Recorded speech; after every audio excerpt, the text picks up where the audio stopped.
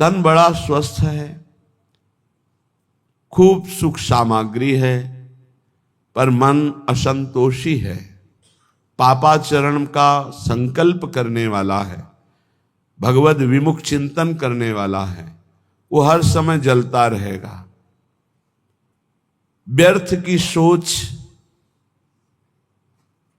समय को नष्ट करना, संकल्प विकल्प करके गंदी बातों का चिंतन करना, मानो दुख का बीज बोना है। अब मन या तो प्रभु में लगेगा या जगत में लगेगा, जगत में लगेगा तो भोगों में लगेगा, भोगों में लगेगा तो पाप बुद्धि होगी, पाप बुद्धि होगी तो दुर्गति, दुख, विपत्ति, संकट, एक क्रम है। हमारा मन प्रभु में लगा हो और तन में गलित कुष्ठ हो, कीड़ा पड़ गए हो, तो भी कोई फर्क नहीं पड़ता। मान लीजिए, अभी मान लीजिए आपका शरीर स्वस्थ है तो मन को प्रभु में लगाने का अवसर है। आप बहुत कृपा पात्र हैं प्रियालाल के, उनकी कृपा को ठुकराइए नहीं। यदि आपका शरीर स्वस्थ है तो आप सोचिए, आप आसन में बैठकर बहुत अनुष्ठान पूर्वक मंत्र जप सकते हैं। आप एक आसन में बैठकर पूरी चतुरासी जी का गान कर सकते हैं। आप एक आसन में बैठकर श्रीमद राधा सुधा निधि का गान करके प्रियालाल को रिझा सकते हैं। आपका शरीर स्वस्थ है तो आपकी साधना उत्तम बन सकती है। अब शरीर अस्वस्थ है, भगवदाकार बुद्धि है, कोई परेशानी नहीं। नहीं तो शरीर जब अस्वस्थ होता है ना, तो ये मन, ये इंद्रियां, ये बुद्धि इसी शरीर में आसक्त हो जाती है। बस हाय हाय, क्लेश, चिंता, शोक यही बना रहता है। इसलिए यावत स्वस्थ विदम कलेवरम।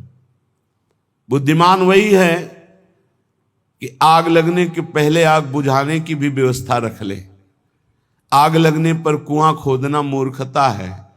ऐसे ही शरीर रोग ग्रसित हो जाए, फिर सोचो मेरा मन भगवदाकार हो जाए, तो ये मूर्खता, फिर नहीं लगेगा। यावत स्वस्थ विदम कलेवरम यावत च दूरे जरा। जब तक तुम्हारे अंग काम कर रहे हैं तो सत क्रियाएं कर लो, सत मार्ग का चिंतन कर लो, नहीं बाद में पछताना पड़ेगा। सच्ची मानिए, जब शरीर रोग ग्रसित होता है, भारी पीड़ाएं होती हैं, तो मन को प्रभु में लगाना असंभव असंभव। अगर मन की गति पहले से प्रभु में गई है तो और जोर से भागेगी प्रभु की तरफ। अगर कहीं प्रभु में हो गई है तो कोई फर्क ही नहीं पड़ता है। निशिवासर करी तिनकी सेवा, रात दिन रसकों की सेवा करके तन मन की तपन मिटई है। सेवा शब्द को अच्छी तरह से व्याख्या की गई है, उनकी रुचि में रुचि मिला देना, उनकी आज्ञा पर चलना। देखो, यदि कोई रसिक महापुरुष आपको स्वीकार कर लिए हैं तो ये श्री जी की अहेतुकी कृपा आपके ऊपर हुई है। उनका किसी से राग नहीं है, राग पूर्वक वो किसी से प्रेम नहीं करते, किसी से उनकी ममता नहीं है।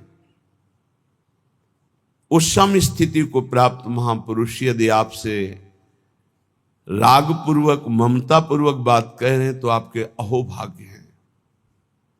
तू मेरा है, तू ऐसे चल, प्रियालाल को ऐसे प्राप्त कर, ये अहोभाग्य समझिए। वो अपने चिंतन को छोड़कर आपका चिंतन करके आपके दोषों की निवृत्ति के लिए आपको उपदेश कर रहे हैं। यह हेतु की कृपा लाडली जू की, आपकी तरफ वो देख रहे हैं, आपसे बात कर रहे हैं, आपको अपना मान रहे हैं, और कहीं आपको उनका उच्छिष्ट प्रसाद मिल रहा है, आपको डांट पड़ रही है, आपके अंदर उनका भय है, तो निश्चित आपका परम कल्याण कोई रोक नहीं सकता।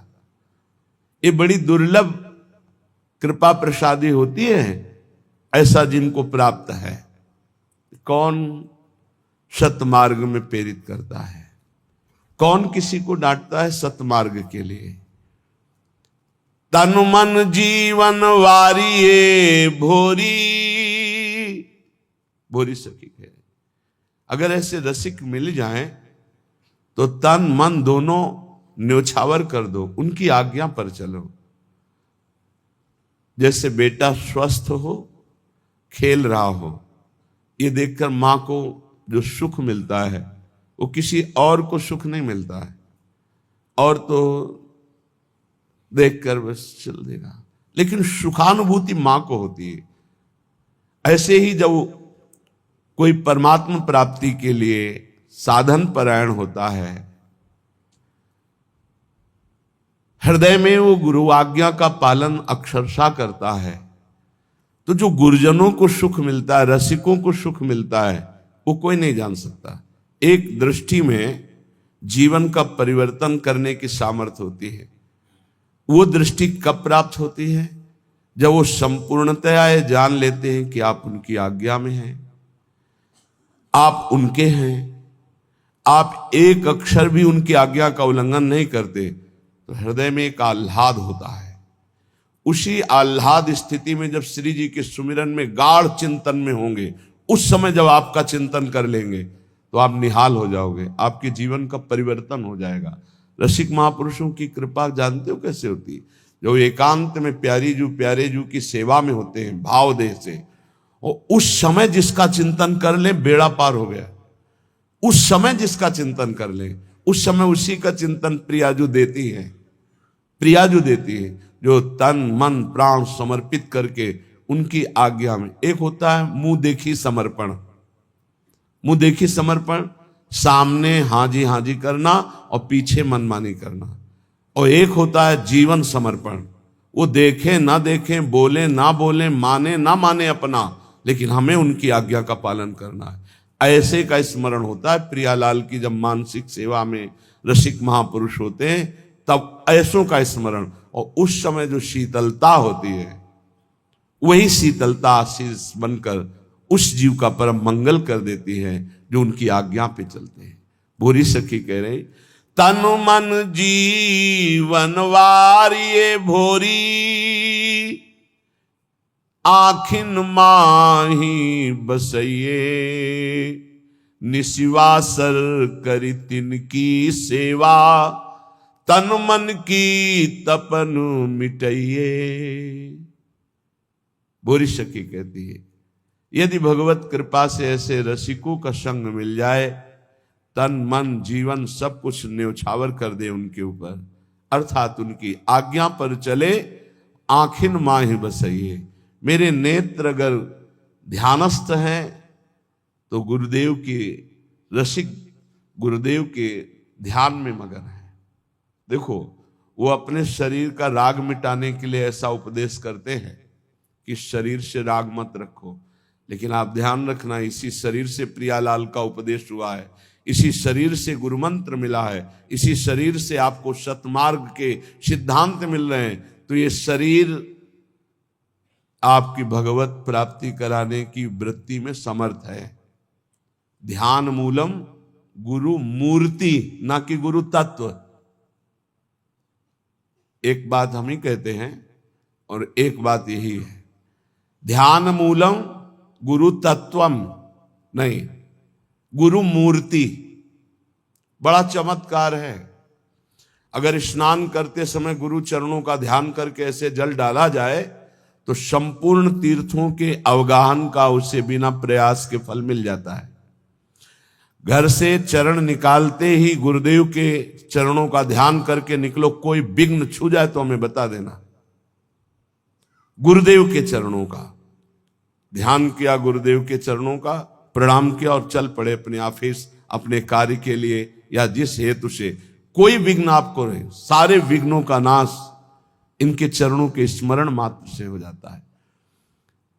आप गुरु मंत्र जप रहे हैं, गुरु को सानिध्य में ले आइए भाव से। हमारे गुरुदेव उच्च आसन पर बैठे हैं, मैं उनके चरणों में बैठा हुआ, अगर ऐसा भाव न बने तो छवि रख लीजिए, एक रुमाल बिछा ली, गुरु की छवि विराजमान कर ली। गुरु के सानिध्य में जो जप होता है अनंत कोटि गुना बढ़कर होता है। जैसे वर्णन है कि घर में जो जप होता है उसे कई गुना 10 गुना बढ़कर के गौशाला में, फिर उससे बढ़कर प्रयागराज तीर्थ में, ऐसे ऐसे वर्णन है। लेकिन गुरु के सानिध्य में अनंत गुना जप का फल होता है। रसिक गुरुदेव को भोरी सखी कह रहे, आखिन माहि बसइये, ध्यान मूलम गुरु मूर्ति, पूजा मूलम गुरु पदम, मंत्र मूलम गुरु वाक्यम, मोक्ष मूलम गुरु कृपा। गुरु कृपा मोक्ष मूलम, संसार से मुक्त होने के लिए मूल क्या है? गुरु कृपा है। तो रसिक संग बिनु प्रेम न होई, बिना रसिकों के संग के श्री प्रियालाल से प्रेम नहीं होता। बड़े सौभाग्य हैं जब श्री जी कृपा करती हैं तो अपने नाम रूप लीला धाम की स्थापना करने वाले रसिकों का संग प्रदान करती है। अनादौ संसारे कति नरक भोगा न विहिता, कियंतो ब्रह्मेन्द्राद्यतुल सुख भोगाश्च न कृता, तदास्मिन्नेकस्मिन् वपुषि सुख दुखे न गणयन्, सदैव श्री वृंदावन मखिल सारम भज सखे। हे सखे, हे मित्र, ये जो मैं तुम्हें बात कह रहा हूं इसे ध्यान से सुनना। तुम अज्ञानी हो इसलिए नहीं जान पा रहे। तुमने कितनी बार नरक भोगा है तुम्हें पता नहीं, कितनी बार स्वर्ग भोगा है तुम्हें पता नहीं। तुम इंद्र भी बन चुके हो, देवता भी बन चुके हो, अतुल सुख भोगे हो संसार के, और बहुत नरक भी भोगे हो, ये सब भोग चुके हो। इन काम क्रोध लोभ ने बड़ा तिरस्कार तुम्हें किया है, बड़ा तिरस्कार।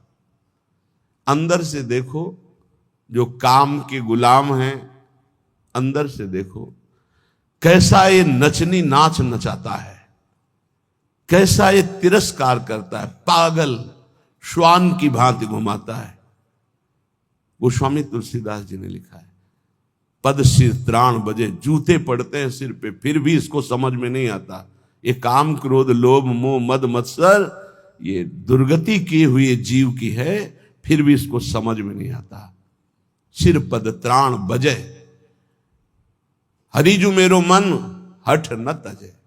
इन भोगों ने कितना तुम्हारा अपमान किया, तो स्वतंत्र विनाशी कितना परास्त हो गया। कामी पुरुष चरणों में झुकता है सिर्फ काम संयोग के लिए, कसम खाता है कि आपके सिवा मैं किसी से क्या क्या दैन्यता, अगर ऐसी दैन्यता गुरुदेव से कर देता तो परब्रह्म की प्राप्ति हो जाती। आप बोलो, आप कहो तो अभी प्राण त्याग दें, आप बोलो अभी प्राण त्याग दें, त्याग देते हैं। क्या क्या इस काम ने नचनी नाच नचा रखा है त्रिभुवन में। श्रीपाद कह रहे बहुत धैर्य पूर्वक, हे सखे, हे प्रिय मित्र, तुम्हें नहीं दिखाई दे रहा, मुझे दिखाई दे रहा है, क्योंकि त्रिकालज्ञ है, तीनों कालों का ज्ञान है। कह रहे तुमने कितने नरक भोगे तुम्हें पता नहीं। जैसे मां के गर्भ में रहे तो क्या पता हमें कैसा कष्ट था, कोई याद नहीं है। ऐसे कितनी बार तुम स्वर्ग गए तुम्हें पता नहीं। अर्थात स्वर्गिक सुख, नारकिक दुख, इनको तुम बहुत भोगे हो। इन काम क्रोध आदि दुश्मनों ने कितना तुम्हारा तिरस्कार किया। धिक्कार है, धिक्कार है। बहुत बहुत विचित्र दशा है। महाराज पुररवा का वैराग्य एकादश स्कंद में लिखा हुआ पढ़ना चाहिए। और महाभारत में हमने पढ़ा पुररवा जी की दशा, पागलों जैसे उर्वशी के प्यार में डूब। ऐसी स्थिति के प्राण निकल जाएंगे जब उर्वशी अंतर ध्यान हो गई। पागलों जैसी चक्रवर्ती सम्राट महाराज पुररवा, बस जैसे कोई विरही, हा प्रियालाल, हा प्रियालाल, ऐसी दशा। ये दशा देखकर देवी उर्वशी पुनः प्रकट हुई। जे हुई प्रकट हुई तो जैसे मृत को कोई संजीवनी पिला दे ऐसे, हाँ उर्वशी का बस आप जानते हो मैं किसी की नहीं होती, मैं केवल पुण्यात्मा के पुण्यों का भोग प्रदान करने के लिए जाती हूं। मैं दयावश आई हूं तुम्हारी दशा देखकर, मैं किसी की नहीं हूं। मैं तो आदेश से आती हूं उसके पुण्यों के प्रताप का भोग करवाने के लिए। तुम्हारे पुण्य क्षीण हो गए, अब मैं तुम्हें स्पर्श करने का भी अधिकार नहीं दे सकती, और तुम मेरा वियोग छोड़ो, मैं किसी की नहीं हूं। अंतर्ध्यान हो गई। तब उनको जो झटका लगा, वैराग्य आया, तो उनका धिक्कार है मुझको। भगवान बड़ी कृपा करते हैं जब सांसारिक प्यार में ठोकर दे, बड़ी कृपा होती है उनकी। जिनको थोड़ा भी धर्म का ज्ञान है तो उनका रास्ता प्रभु की तरफ खुल जाता है। जैसे चिंतामणि ने ठोकर लगाई तो बिल्व मंगलाचार्य बन गए। ठोकर लगनी आवश्यक होती है। बहुत द्रवित हृदय होता है आशिकों का, वही आशिकी अगर मुड़कर हरि की तरफ लग जाए तो परमानंद की प्राप्ति हो जाए। पूज्य जीव गोस्वामी जी से जब कोई दीक्षा लेने जाता था तो ये पूछते थे तुम्हारा मन कहां आसक्त है, तो कहते स्त्री में। ठीक है, काम हो जाएगा। मंत्र दे, तुम्हारा मन, बोले पुत्र में। हाँ ठीक। एक आए धनी कुछ भेंट रखी और कहा शिष्य बनना चाहे, तुम्हारा मन कहाँ है? बोले किसी में आसक्त नहीं है। बोले हमारे लायक नहीं हो, काशी जाओ, वहां किसी ज्ञानी की शरण लो, हमें तो आशिक चाहिए। मोड़ना है, आसक्ति को मोड़ दिया। जो पत्नी में है, पुत्र में है, मां में है, पिता में है, शरीर में, भोगों में, वैसी थोड़ा प्रभु में हो जाए, निहाल हो जाए जीव। कहते तुम जरा सोचो, सब बैठे हो, सोचो जरा कैसा तिरस्कार करते हैं काम क्रोध लोभ आदि। आप गिड़गिड़ाते हैं, आप चरणों में गिरते हैं, और वो रौंदता है काम। वो तुम्हारे तनिक भी सम्मान की बात नहीं देखता। वो तुम्हें बार बार गिराता है, बार बार पतित करता है। तुम्हें कभी इस विषय में अहम जागृत नहीं होता कि मेरी कितनी दुर्गति हो रही, मैं कितना नीचे गिरता जा रहा हूं, मैं कितना नीच हो चुका हूं। कभी इसमें आम जागृत करो कि अय काम तूने बहुत परास्त किया, अब मर चाहे जाऊं तुझे स्वीकार नहीं करूंगा। एक बार करो तो भगवान का बल जागृत हो जाए। जहां अहंकार नहीं करना चाहिए वहां अहंकार करते हो।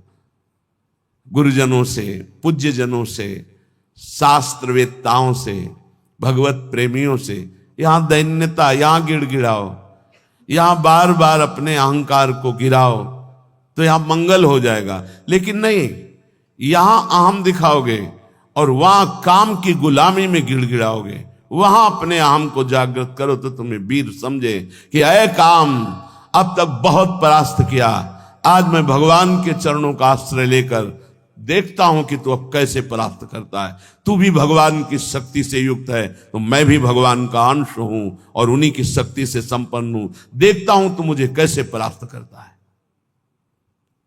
यहां हम जागृत करो तो कुछ समझ में आवे।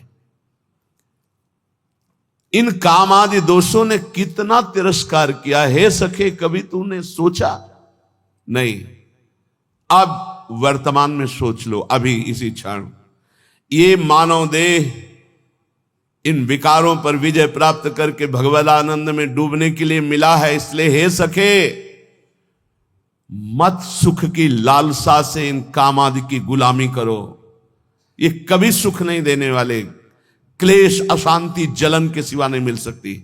लिख लो कागज में या दिमाग में लिख लो, भोगी पुरुष को केवल अशांति, क्लेश, हीनता, भय और असत विचार, यही उसके बढ़ते चले जाते हैं। व्यर्थ की सोच, व्यर्थ की सोच। Over thinking. ये पूछ रहे थे कि ये ओवर थिंकिंग कैसे जाएगी? भगवान के आश्रित होकर नाम जपने से, ये कामादि दोषों की गुलामी से, ये व्यर्थ चिंतन, इसे हिंदी भाषा में व्यर्थ चिंतन, वही तुम व्यर्थ का चिंतन करते हुए भयावह अंदर वृत्ति जागृत, घबराहट होना, चिंता होना, शोक होना, ये अपने आप बढ़ते जाएंगे, क्योंकि तुमने असत भोगों का दासत्व स्वीकार। एक कभी अहंकार जागृत करो। हम कहते हैं जागृत करो, घमंड करो इस बात का कि हम प्रियाजू के हैं, हम प्रभु के हैं, अब तुम विकार मुझे कैसे परास्त कर। नहीं, गुरुजनों से आंख टेढ़ी करके देख सकते हो, लेकिन विकारों से नहीं। ये आप अंदर देख लो, बैठे हो अपने सब, जैसा वो कहेंगे वैसे ही तुम्हें घुटने टेकने होंगे। वहां अहंकार तुम्हारा नहीं दिखाई देता। बहुत हुआ, अब नहीं, कभी ऐसा नहीं सोचते हो। अगर सोचोगे भी तो एक ही धोबिया पछाड़ मारेगा, काम की मुंह भरा गिर जाओगे। अगर बचना है तो हरिनाम बल, राधा राधा राधा राधा और महापुरुषों के चरणों का आश्रय। कह रहे परम सार श्री वृंदावन में आ जाओ, रसिकों का संग करो, नाम बल जागृत करो और इन विकारों की गुलामी से मुक्त हो जाओ। बहुत बार स्वर्ग भोगे हो, बहुत बार नरक भोगे हो। कहे कि अंतो ब्रह्मेंदाद्यतुल सुख भोगाश्चन कृता।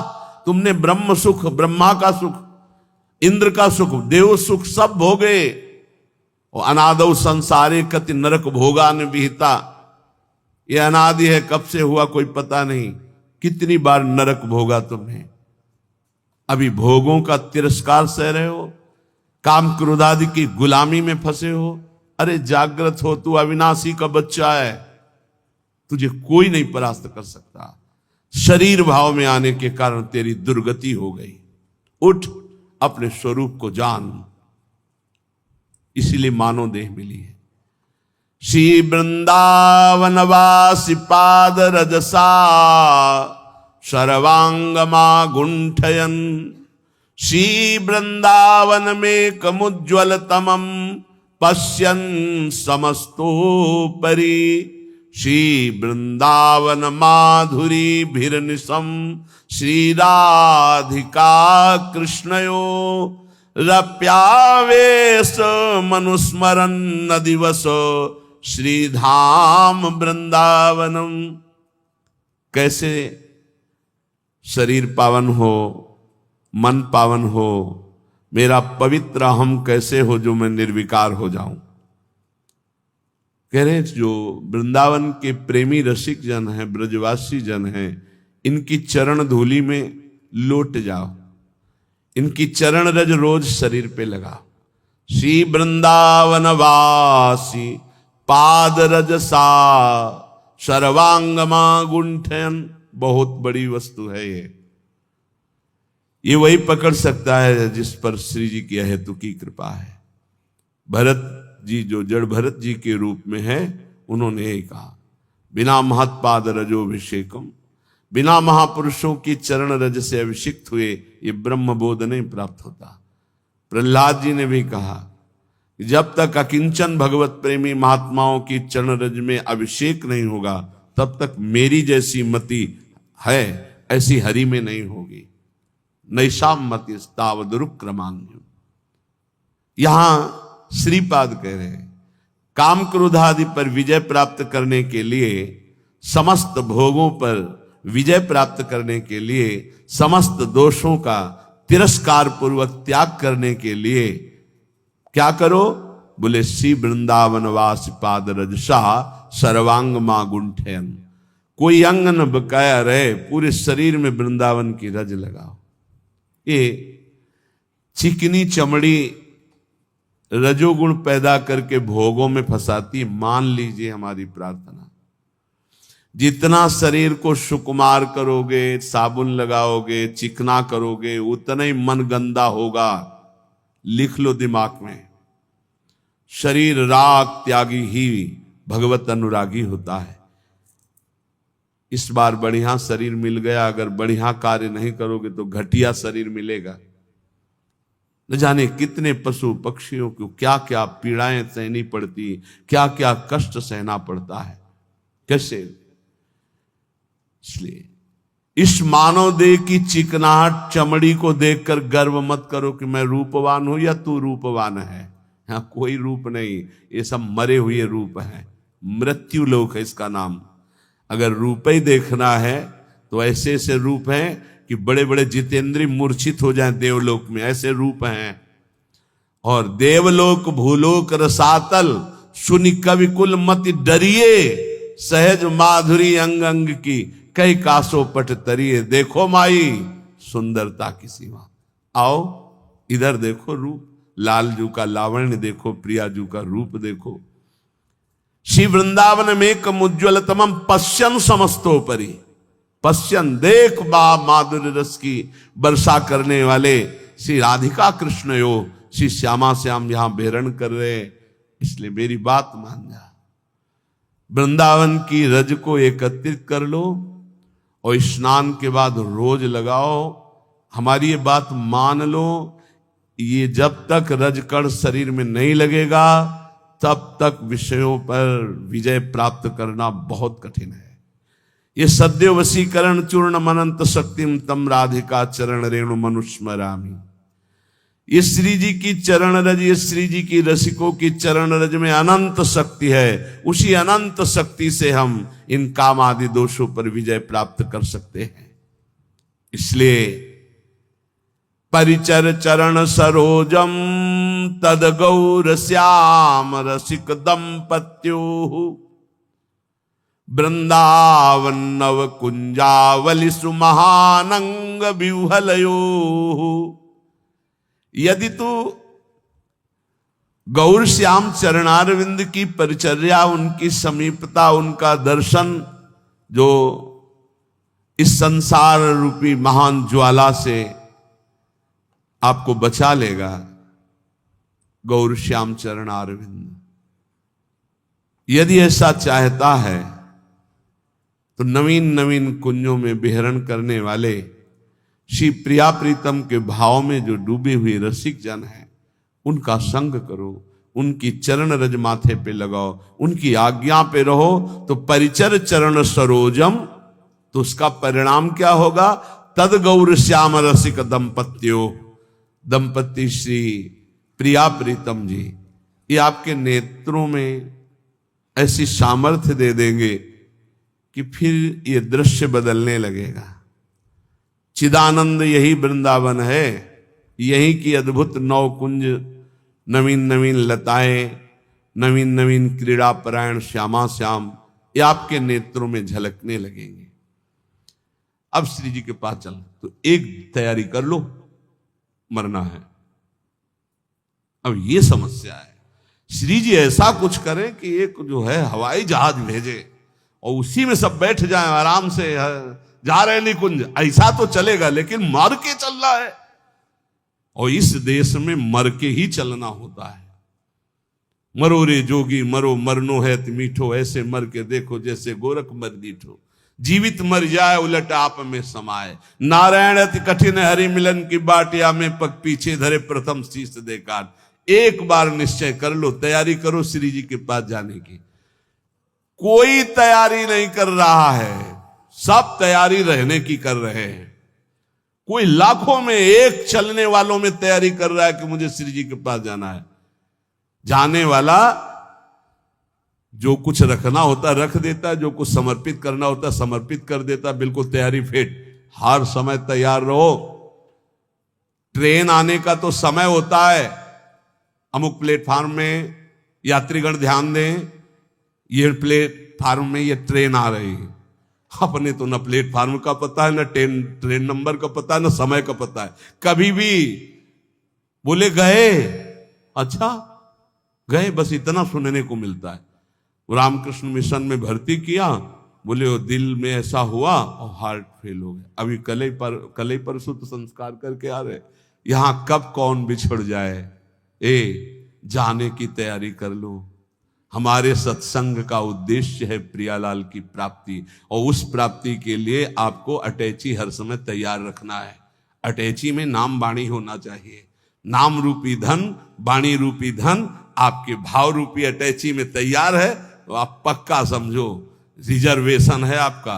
हमारी श्री जी के यहां से पालकी आती, विमान नहीं आता, ध्यान रखना।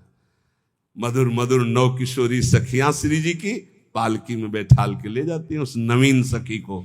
ये पूज्य पंडित गया प्रसाद जी ने देखा, जब भाई जी पालकी में बैठे हुए ब्रज में आ रहे थे, शरीर पूरा हुआ तो देखा कि आकाश मार्ग से नवीन नवीन 9 सहचरियां, बीच में एक नवीन सहचरी जो पालकी, जब गौर से देखा बाबा ने तो देखा ये तो भाई जी हैं और वृंदावन, यही तो आए सब महापुरुष। हम सबको श्री जी के पास जाना है, पर जाने की तैयारी कर लो।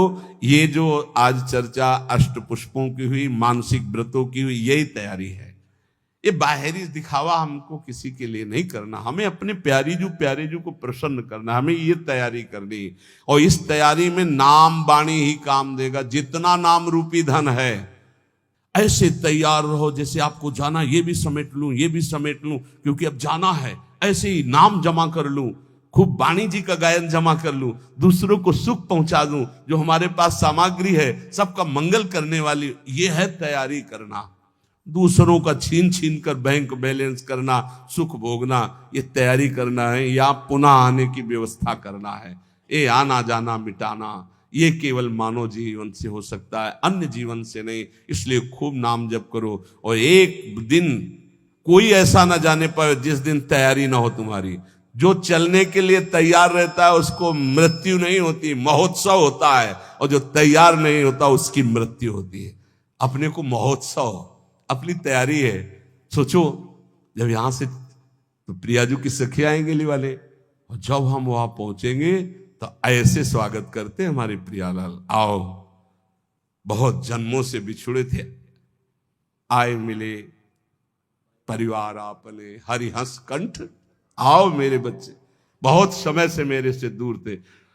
अभी हमको प्रियालाल पराये लग रहे हैं, ये अपने लग रहे हैं, लेकिन सच्ची मानना जिस दिन तो अनंत जन्मों से जिनसे हम बिछुड़े थे, मैं उन्हीं का हूं, पक्का उन्हीं का हूं, उनसे बिछुड़े थे, तब वो जो सुख मिलता है, पहचान जो छुप गई थी, स्मृति जो नष्ट हो गई थी, वो स्मृति जब जागृत हुआ, अरे मेरे प्रभु, मेरे स्वामी, मेरे अंशी, महान सुख, बस वहीं चलना है। नजदीक आ चुके हो, तैयारी भर कर लो, बस तैयारी कर लो। नाम वाणी की तैयारी है, परम धन राधा नाम इकट्ठा कर लो, खूब वाणी जी का गायन करो, किसी को दुख मत पहुंचाओ, चलना है यार।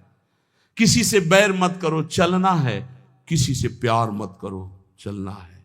ना काहू से दोस्ती, ना काहू सो बैर, समा सर्वेषु भूतेषु मत भक्तिम लभते पराम, सब में समान भाव, भगवत भाव रखते हुए निकल चलो प्रियालाल के चरणों में। यही जीवन का परम लाभ। शेष चर्चा आगे। श्री राधा वल्लभ।